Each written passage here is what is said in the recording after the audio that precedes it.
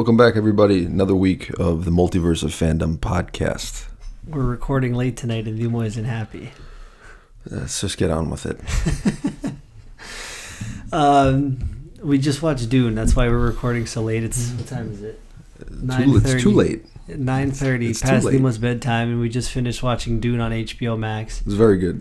It was a good movie. Yeah, it was a good movie. What do you rate it? Let's get a rating first because I feel like some stuff to dissect. I got an 8 out of 10. Yeah. I'd give it an 8. It was entertaining for sure. Visually pleasing movie. Yeah, no, you said that before we even started the movie. You said that people said that it's very visually pleasing, especially for the lack of kind of story or whatever. Visually titillating, I think, is the appropriate phraseology. That's a great way to put it. I think so. That's a great way to put it. I think so. I think I was blown away. Just the world building is it's dynamic. It was, I mean, for me, the most exciting part was the end, right when they ended the movie. And I knew it was coming, that it was going to end. And I was like, give me like 10 more minutes just to, get me through it. Because obviously there's, like you said, world building, so we're going to get sequels. But I feel like the whole movie, we were getting this like story and story building, the story that like... And then the end, I feel like, was the climax. This reminded me a lot of Tenet. Did you ever see Tenet? No, I didn't watch it. Christian Nolan movie. Everyone should see Tenet, I think. Everyone should see all these movies. When did it come out? September of 2020. I saw it in theaters. Oh, that was like the first like movie that came back out. There were 2 other people in that theater with me. Yeah, that was like the first time movies came back in theaters. But this Dune reminds me of Tenet. One has nothing to do with the other, but the way that they went about, because there's just so much in Tenet, and it's so loud and it's in your face, and it's just like visually stunning, but you're like constantly following along, like, okay, what is going on right now? You know what I mean? And I felt like Dune was fairly easy to follow along with. Like I understood relatively what was going on. I think they could have done a better job explaining. Like, we never saw the Emperor. Yeah, no, well, that's what I'm saying. I think that it's... Is that coming in the next one? Probably. That's what it's probably leading to. Like, we're probably going to get a few movies, few more, and it's probably leading to that much bigger, like that big villain. Because the Emperor, the way they talked about the Emperor, it seemed like he was going to be a much more like prominent person in this world, and he is like the the final boss or something, if you want to say it like that. Did you feel I felt that there were points in the movie that felt very dull. Did you get that feeling? That's what I'm talking about. Where nothing exciting really. That's what I'm talking about. Where I was saying that it seemed like it was just building and building and building. Yeah, and building is fine. Constantly. Building is fine, but build it up to a point where you can get that climax, and then we get a little something at the end. Yeah, I know what you're saying. Yeah. I don't know, but I in terms of everything else that happened in the movie, I thought it was pretty entertaining. Like the doctor, I forget his name. Describe him. Hold on, I'm gonna find it right now. The bearded guy, Poe Dameron. No, not Oscar Isaac. The Duke. Dr. Wellington, the one that had like the diamond on his forehead that would betrayed them. Yeah. That was probably that was interesting because he betrayed them, but he didn't betray them. He like kind of betrayed them. Definitely betrayed them. I didn't understand what the heck happened there. Where he latched onto that stupid heat seeker, the hunter seeker, got into the building again or some shit. What, the part where like everybody was dying? No. Remember Oscar Isaac's character, the Duke? Yeah. It was late at night or whatever, and he found the body in the hallway. Yeah.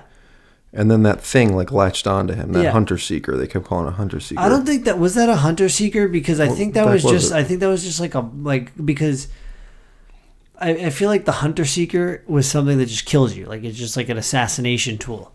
But with that, I feel like that was just like a poison or something. Poison to like kind of like knock them out. Yeah. But so the guy, Dr. Wellington, betrayed them in order to save his wife from I don't remember what the other people that like tribe was called or whatever. I gotta rewatch this movie. This is definitely a movie I need to rewatch. I need to rewatch and be very focused on it. But that was like kind of, I guess, the climax, because that was like the big action scene in the movie, and we got like so he betrays him, but he gives him like that tooth. He goes, "I'm going to remove your tooth, and if you bite hard enough on this, you're going to release a poison. So get close to the guy. Kill everybody, including himself." Yeah, you'll kill everybody, including yourself. So, like that was pretty exciting. You get to see we got to see action. Momoa's character was good. Duncan Idaho. Yeah, I like Duncan Idaho. He was pretty cool. It was very. I thought Batista. His name we didn't get enough of him. Glossu Robin. Did you think we got enough of Batista? I was expecting there to be more of him in this movie. I thought in the trailer there was a scene of Momoa's character and Batista's character fighting. I thought they were going to fight too at one point. Did they get close to fighting? Well, actually, you know what I might be thinking of? I'm pretty sure in Momoa's like Apple TV series that shows. That's what it is. They fight. That's what it is. I think I saw that's that on what Instagram. we're thinking of. That's exactly what that is. I saw that. Yeah. And then Josh Brolin's character, we kind of just lost him, but I guess do we assume he's dead, or do we like he we died don't know? In that fight? I think we never got any resolution because we just saw him run in. We just saw him running, so we don't know what happened with his character. Or maybe we'll see him in a sequel. Yeah, they kind of leave that. I liked his decent character. I mean, I feel like everybody was like a pretty decent character. Everyone had kind of. I mean, aside from what's his name? What did they keep calling him? Who? Al-Gaib.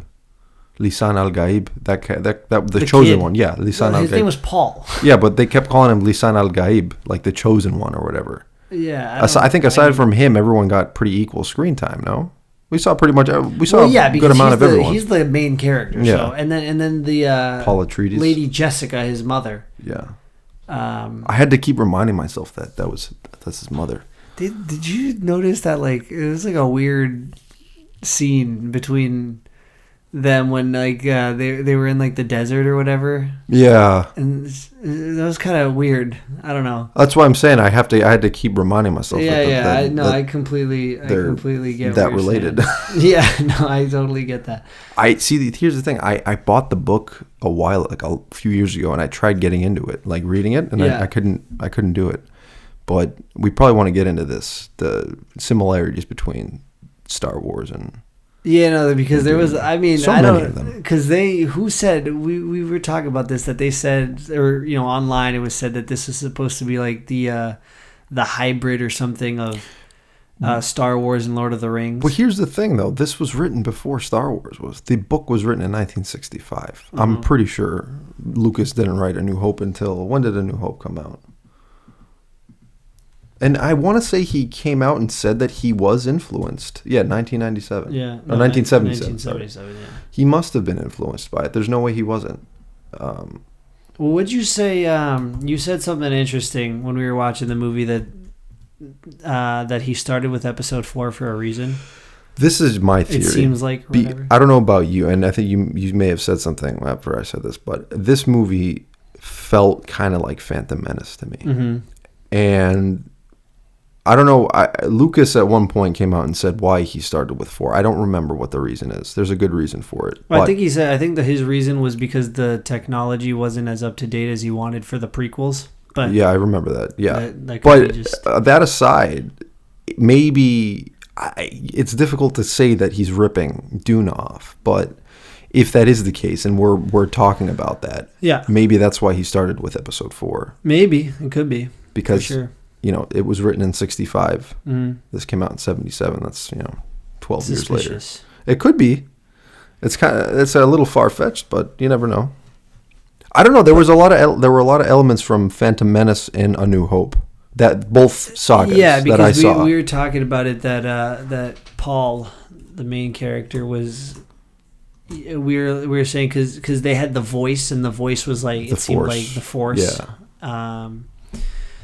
And there might be like hardcore Dune fans or like whatever of the stories that are just like, what are you guys talking about? But that's what it kind of seemed like. It just seemed like there was a lot of similarities, and Paul even seemed like we at first we were like, oh, this is like a Luke type character, but then it kind of turned towards the middle when he had those visions, and it was he was more Anakin. Yeah. And even the old woman in the beginning, when she had that like needle to his neck and said it was like poisoned, she was like, I forget exactly what she said, but she was basically telling him like, what do you see or whatever, and he had these like visions of different things or whatever, and she was like, well, she said something about, I don't know if he's ready, or I hope you don't die or something. So that seemed like a Jedi Council talking to Anakin or something. Yeah, there were a lot of those vibes that you got. A lot of those vibes. Of them, yeah. There's a couple of names from the original. Oh no, never mind. No, Oscar Isaac plays Duke Leto Atreides. Mm-hmm. See, I read the name differently. It sounded Greek. Atreides. Oh yeah. I don't know what. Maybe Frank Hebert, who is the original author. Maybe he is Greek of some kind. Maybe Herbert. I'm sorry, not Hebert. Frank Herbert. I don't know, but it was funny because they also said in the movie that like Oscar Isaac's character said that when he was younger, he told his father that he wanted to be a pilot.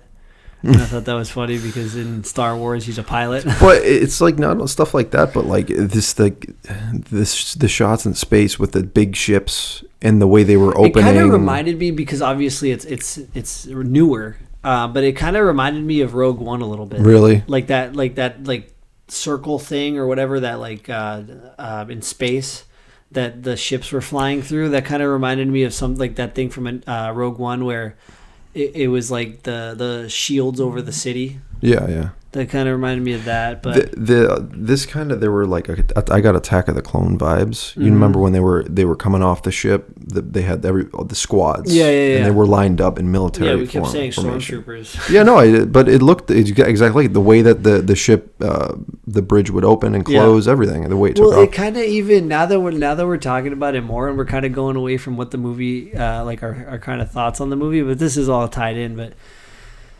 Like this now that we're talking about it more, it does remind me a little bit more of, like, say, Phantom Menace, because we keep getting these like snippets or whatever, like hints towards like the Empire and the Emperor and stuff, but we don't really never see him.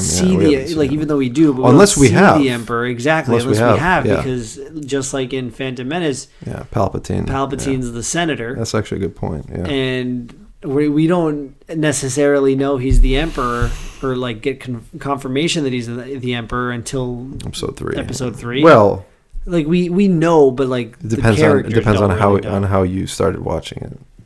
If you're a Star Wars fan who was unfortunate enough to start from Episode 1.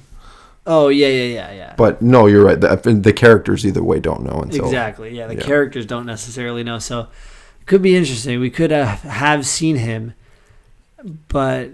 I don't know, the guy that played Bootstrap Bill Turner from... we got to find this guy's name. It's, what, the character's name or the guy's name? The character's Stellan Skarsgård. Yeah, Skarsgård. Baron Vladimir Harkonnen. He was part of that like tribe or whatever that Batista was from. I can't remember all the names because I got to watch it again. This character reminds me of from someone from Berserk. It's just like the way this like gluttonous person, gluttonous personality. I couldn't understand like usually between the weird noises. The guy was making some weird noises. I couldn't really understand what the guy's point is. So he must be under the Emperor. So he must speak on behalf of the Emperor somehow. That's what it seemed like. It seemed because Paul's family and like.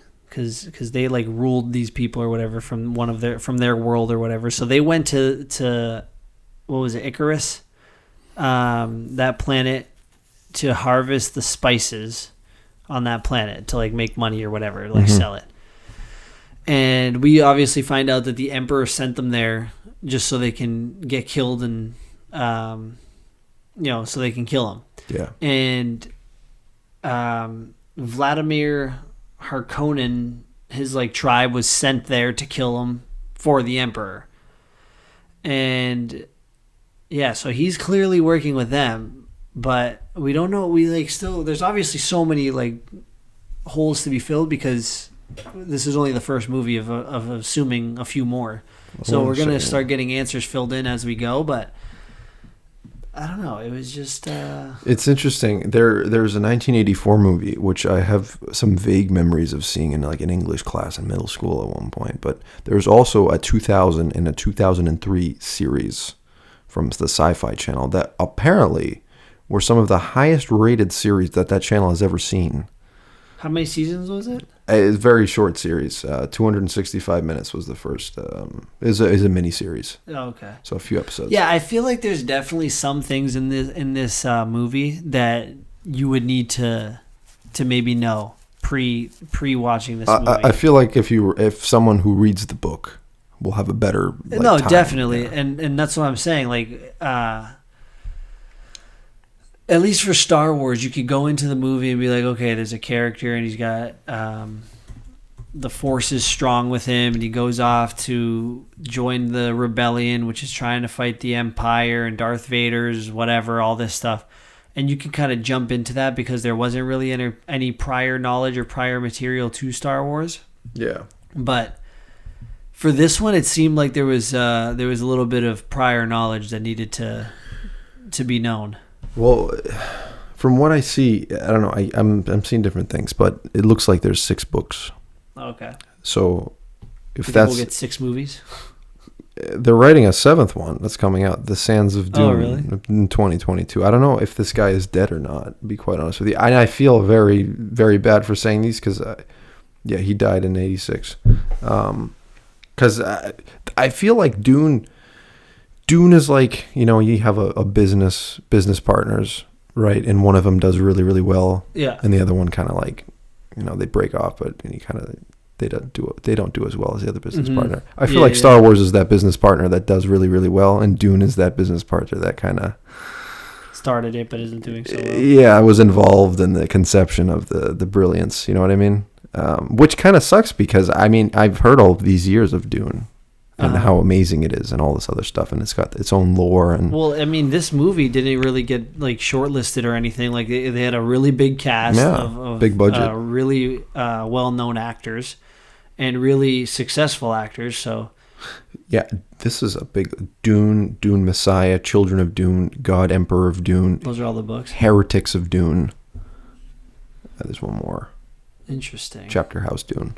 But yeah, I don't know. It seems like we may be getting a series for sure of movies that are gonna unfold in this massive universe. But the other I wanted to touch on this real quick. The other thing that also kind of gave me Star Wars vibes was when Paul was having those visions when they were in that like bunker in the sand after they escaped their city or whatever.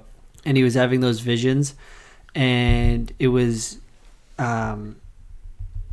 his like he was killing all these people. His blade was bloodied, and he was like, they're chanting my name in the war. They're fighting in my name or my father's name or whatever. And then in that final battle with that other guy, I forget who he was, but in that final battle, he keeps saying like, "Do you yield, whatever?" And they're like, "Is he toying with him?" And his mother goes, "He's never killed before." And then he kills him, and then you kind of see this like kind of turn in him. Well, I think from what I gathered from that part, I wasn't asleep for that. From what I gathered from that part, they didn't believe that he was the Lisan al-Gaib, the chosen one. Yeah, they didn't believe it. But and he then said, they saw and it. because the whose character was it? Javier Bardem's character, Stilgar, said so the mother kind of like puts the knife to his throat after she beats him in like battle that they have a fight, and he says that we're gonna take them to our home and they're under our protection until we get there, and then when we get there it'll be decided what happens. Yeah. And obviously that other character, was Jameis, I think his name was, according to this. Was this the guy that he killed? This is the guy that he killed. He was like, no, like you were bested to Stilgar. He goes, you were bested in battle, and I want to. He basically challenges Paul to like a fight to the death, and if he beats him, then he's worthy or whatever. Yeah. And Paul had this vision we saw of him fighting and how he dies. So obviously he can figure out how to counter that, which is, I guess, how he beats him. And yeah, Chani is Zendaya's character's name, and she was there, and she like gives him a dagger that was her great aunt's or whatever. Yeah, and, part of the sandworm. Yeah, the sandworm. Yeah. Yeah, it must be the sword, I think, the Chris sword. Yeah. They kept calling it. It must be like one of the teeth, you know what I mean? Yeah, from off. like the worm. Yeah. That's cool. I like that. It is cool. That cool. Well, the sandworm is another Star Wars thing. Yeah. Yeah, but not as I don't think on a not Star Wars. We won't say Star Wars thing because this one came first, obviously. Well, no, I'm comparing them. Wars, it's a similarity in Star Wars. You have the sand creature. The sand creature that killed Boba Fett. Kills Boba Fett. Yeah, now we know. Yeah, now we know. He got out, which we still don't know how he got out exactly. Do we? Did they say that? I don't remember. Whatever. That's another. Specifics are important. Maybe we'll learn that in the Book of Boba Fett. Did they say? I don't know. Interesting. I have a brief plot summary for the second book up. Would you like me for the second book? Would you like me to read you the first sentence? Sure. 12 years after the events described in Dune, Paul Atreides rules as emperor by accepting the role of Messiah to the Fremen. He unleashes a jihad which conquers most of the known universe. So is he like Vader? Like, I don't understand. I don't know. Like, this is interesting because you have this guy that could potentially be it could be Anakin, could be Luke. Yeah. Could be the guy that destroys the universe or saves the universe. Yeah. But you don't really know. From reading this here, it looks like possibly, but we don't know who the emperor is. Who the F is the emperor? I wonder if, because I'm sure in the book, because obviously in a book you have like way more more details, to go into these 100%. characters, which is why, it's a movie. You can't fit everything in 2.5 hours. So that could be like a third movie or something. Because the second movie, I'm sure they're going to explain a little bit more and how he becomes. Oh, we don't know we don't know what this movie has from the book. You know, if they left stuff out, if it was only. That's part the of other it, thing. Yeah. We literally have no knowledge, prior knowledge to this stuff, and that's kind of why I'm a little confused. I definitely like the movie, and I definitely want to watch it again, and I want to see, where it goes, but. There's so many unanswered questions. A lot of unanswered questions. That I feel like we kind of will ask these questions and we'll kind of see like what are we missing here? A lot. Because we've like read books that are then based off of movies. Mm. Or I mean like movies that are based off of books, and we've read those books, so we know what to kind of expect, and we know what they change, we know what they've done.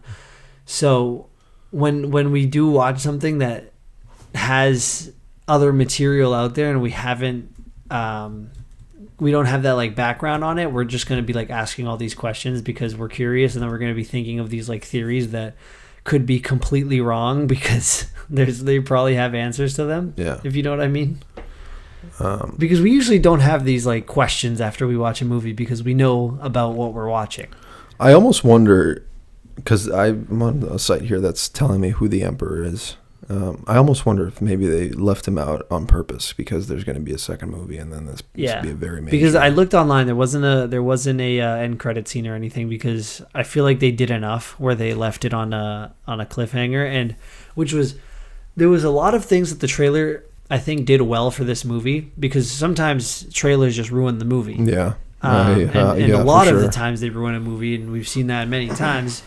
But for this one, it seemed like it helped it because we saw a lot of Batista's character, which in the movie we didn't necessarily see. We didn't even really see him fight at all. Didn't we get a lot of Zendaya? We did not get a lot of Zendaya. and she was basically in a lot of the trailer. Like she was in what we saw in the movie from her was basically what we saw in the trailer. Just essentially the dreams and then the ending towards the end there. Like towards the end, and that was pretty much what we saw in the trailer. Obviously, a few extra scenes. I was kind of expecting. I think I said it at the beginning. I was like, I think Oscar Isaac's character is gonna die. But I said it earlier than he actually did. I said it in that moment when he was like putting the ring on that, adding his seal to whatever he put the seal to. I was like, I think he's gonna die because it just seemed awkward the way he like looked back at Paul. But obviously, I was about maybe an hour early on that call that he was gonna die. The one thing I was sort of expecting us to get, like, from the sort of Star Wars realm of things, was like, how they overuse the holograms in Star Wars. I was expecting us to get an emperor of the hologram of the emperor somewhere. Yeah, that's a good point. We did not see a lot of like holograms or anything like that. Oh, but we did see, and it was weird. We did see when they were like walking through the desert. We saw Duncan again. Yeah.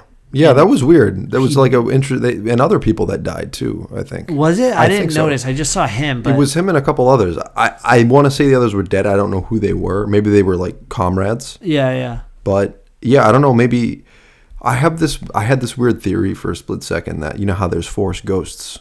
Oh, that it was like maybe a ghost version or whatever. Like they ascend to a higher. Yeah, exactly. And then they're always with him. Interesting. Because you saw Oscar. You saw Leto. Did you saw Oscar? I feel like we did. No, in that same ending. Oh, really? I gotta rewatch. I think so. I think you did see him there. Also, I just wanted to say that armor they had was so like stupid. Which armor? With the water turning their sweat into water? Like where they would hit in that like blue like and then it would turn red. The force field or the shield. Force field. Yeah, shield. I didn't. I was not a fan of that. It didn't do anything. Like it just slowed it down for a second. There's a couple things you can tell that they took from the source material, and you can see that it was written in 65. Yeah, and I think that's where Lucas kind of trumps, because I don't know. I feel like there's certain things about Star Wars that I guess you could consider a little campy. Mm-hmm. Like when you see a lightsaber versus a force field. I didn't get the force field though. So what does it do? Because you could still get hit and die. It seemed like it just slowed it down. It just slowed down the whatever, which is weird because like when Duncan was stabbing people, it didn't seem to be slowing him down, and everyone had that thing on because you could see when he was like trying to hit you, it would be blue. But then if he actually made contact, it would be red. And same thing when Duncan got stabbed. Interesting. Are you reading about it, or are you just... No. That's something else. It was like, it seemed, and especially when Leto, Duke, whatever he was. Is it Leto or Leto? I don't know what it was, but they kept calling him the Duke. The Duke, yeah, the Duke. So he kept like trying to grab he like got shot in the back with some. Yeah, he was grabbing the wrong way. I think if you grab this way, I was just like, go this way. Go this way. Yeah. And there was a few moments like that where it's just like, why don't you just do it this way? And I don't know. It was interesting, but obviously that's how the story was. So I'm sure. So an interesting bit on the Emperor here, and then we don't have to talk about him again. But supposedly, the Emperor in the book is seen much less than he is mentioned for the first 700 pages. So he's mentioned more by name, like they did in the movie. So technically, Denis Villeneuve, I think that's how you say the director's name, he kept it like that on purpose, accurate to the book, because you don't see him, I guess, until after page 700. I don't know how big the book is, but it must be long. 700 pages. But if we get Dune Part 2, I'm guessing we'll see the guy.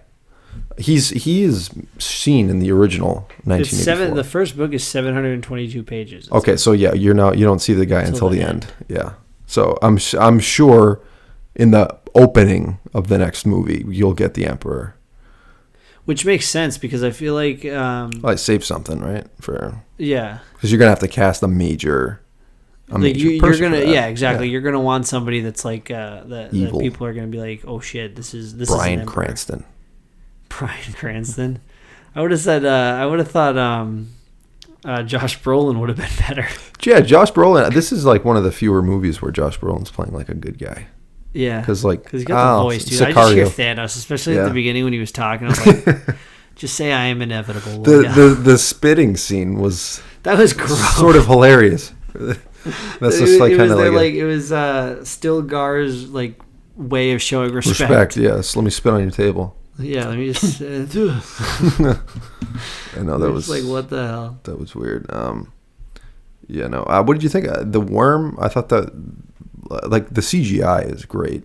It's 10 out of 10, phenomenal. I kind of am upset about not seeing this in theater because I feel like in theater it would have been insane. But I also want to watch it. I also want to watch it in like 4K. Well, I don't know. I mean, I feel like you're a pretty big TV that we watched it on. And it's an older one, though. Yeah, but I mean, we saw it in at least 1080p, I would say. Because I saw it flickering throughout the movie. It would kind of alternate between what appeared to be 4K and HD. I don't know. I really like the water scenes. The scenes where you see the bodies of water. I think that was mainly on their home planet. Yeah, that was like at the beginning. I like the desert, and I realized that the name of the freaking movie series is Dune, but like, I really hope this isn't all we're gonna see. Like, are we gonna see other planets? I don't know. Well, that's what you said in one of the books that it said that he conquers a bunch of planets and. He conquered the people. Oh, okay, the people. I'm assuming it's going to go elsewhere. There's no way they're going to stay on the same desert planet no way. For the entire. I mean, there's a lot of books. So it's his son that's continued this series, Brian Herbert. Oh, really? Because Frank died in the 80s. That's it says that I'm just seeing something that is Dune Part 2 confirmed, and it's basically saying that Warner Brothers has not greenlit Dune Part 2 yet. They will. Yeah, because they're waiting for the success of Dune Part 1. I mean, it's already, from what I read, it's already doing pretty well in the box office for opening. I mean, the opening weekend isn't over yet, but it would be a shame for them not to continue this. I think so. Because I'm not going to sit down. Are you going to read the books? I'm not. No, I probably won't read the books. Not, like, I definitely will probably read like some information, like a synopsis or something, just so I can kind of, it's like before I watch it again, because I probably want to watch it again within the next week or two. And I'll probably read something just to kind of then understand the second time through a little bit better.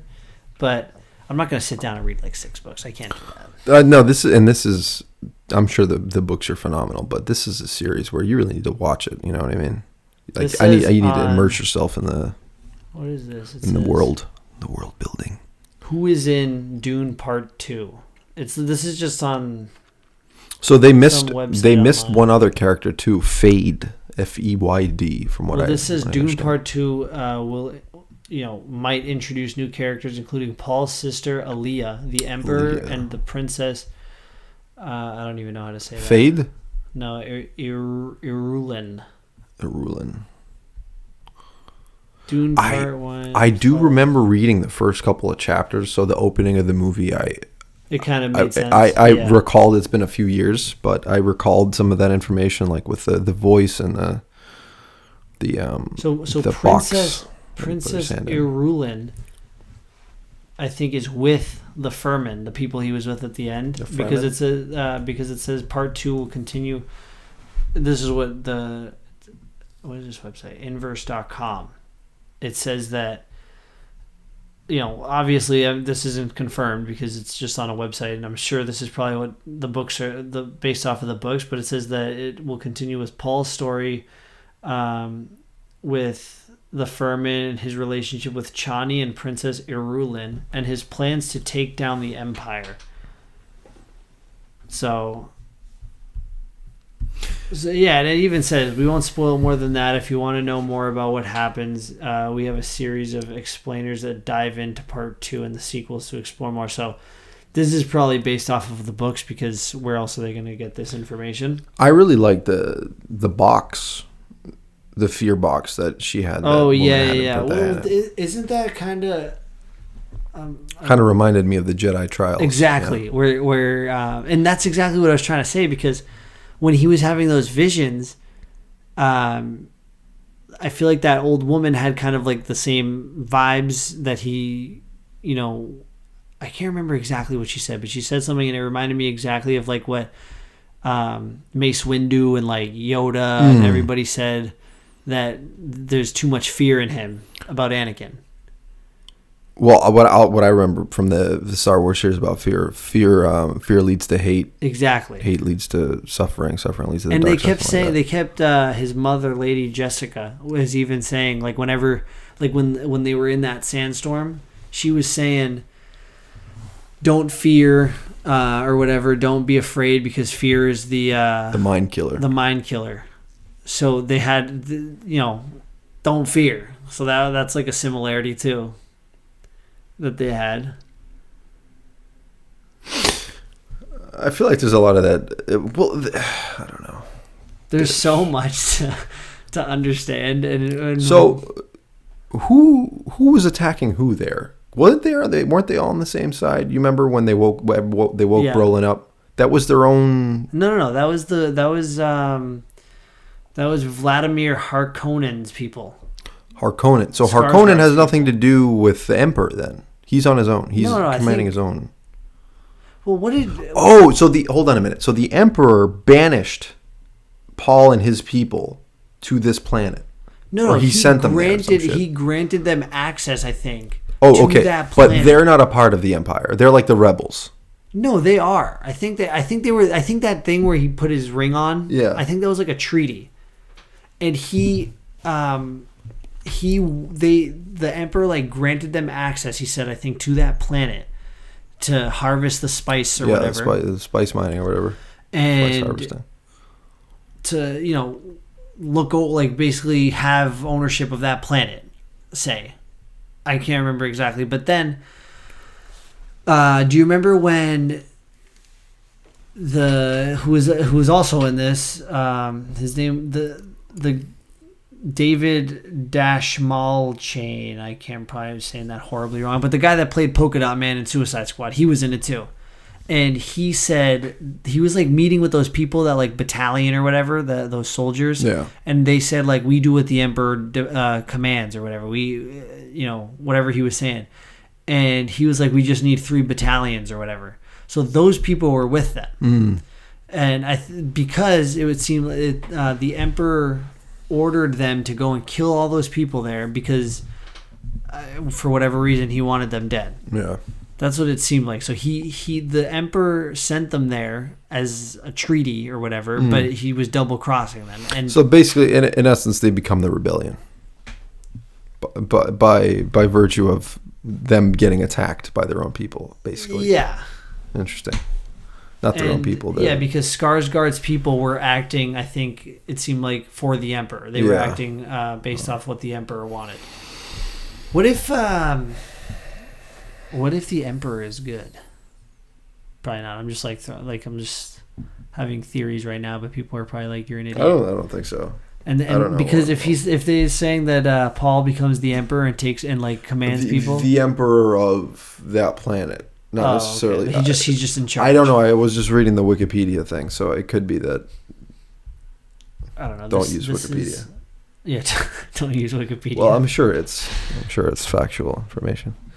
I don't know. I mean, listen, there's a lot in this movie. There's a lot of stuff going on. Yeah, there's so much. If there was ever a movie that could use a prequel. Yeah, to explain half the jargon they're talking about. Lisan al-Gaib. That's an interesting phrase. Was that what it was? Yeah.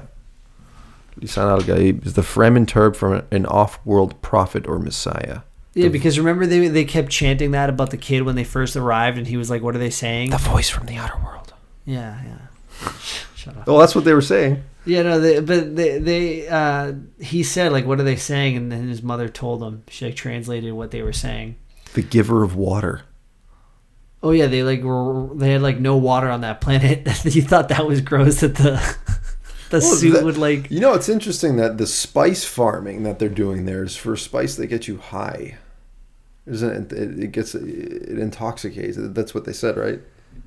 I mean, I don't psychoactive. remember. He said psychoactive. I heard that. Maybe, yeah, because Paul reacted to it. Remember, he kneeled down and he was like... Yeah, but they said he had a bad reaction to it, is what the doctor said. What was his name? But the fact that something like that in the sand can cause that for you, that's 100% why they're mining it.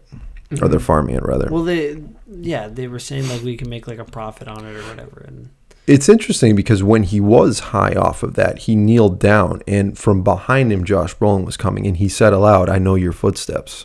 But he was still in like his trance or whatever. And how can you hear footsteps in sand? But was he talking about Josh Brolin? I don't know. Because I think he wasn't he having a vision about like. But isn't it interesting Johnny though? Again? Even if he was having the vision and whatever is going on in there, the fact that he was walking behind him to catch him, he said that. It's definitely something. I thought that was interesting. But no, this is a big world.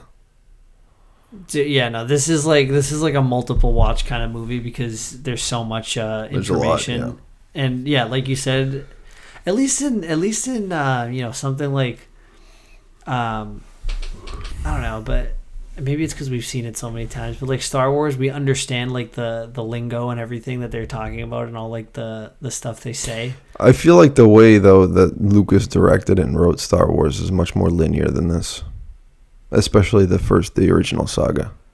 Like the prequels, there's a lot of those like visions and stuff like that, and yeah, I feel like this kind of jumps around a little bit too, especially with the trances that they all go into and this kid remembering or seeing things into the future.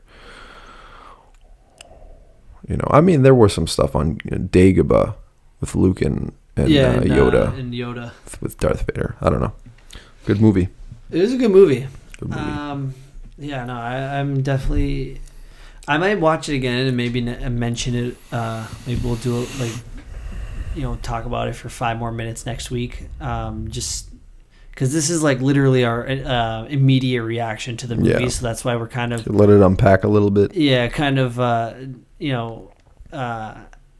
at a loss for words, I guess, because we don't really know too much, so we're just trying to like unpack everything, and then maybe next week we'll give a little bit of a better take on it, just do some more research. But for sure, I think it was an 8 out of 10. I think it was a solid movie. Definitely has that rewatchable factor. Not only if you could just watch the movie and enjoy the movie for being like an exciting action thriller or whatever, you're gonna like the movie. And I think that's why it has that rewatchability. But then there's all this information too, so it's like a double whammy. Yeah, so definitely. 8 out of 10, pretty good. But that's what we're gonna wrap it up on this week. Next week we'll talk about, because it's late, so we're not gonna unfold all this, but next week we'll talk about some Warner Brothers drama that has been a lot of debacles going on right now. Warner Brothers is continuing to have some drama, but we'll talk about that, and then some Ahsoka news. Obviously everyone knows about Christian Haydenson coming back for that series. What? Christian Haydenson? Don't you mean Hayden Christensen? You said Christian Haydenson. Whatever. It's a Bond. I got that James on video. Bond. Whatever. It's late. Shut up. But we'll talk about that too next week, and then but yeah, maybe we'll talk about Dune a little bit if we understand it more. But that's all for this week, and we will see you guys next week. Catch you later. See you guys later on the flippity flip.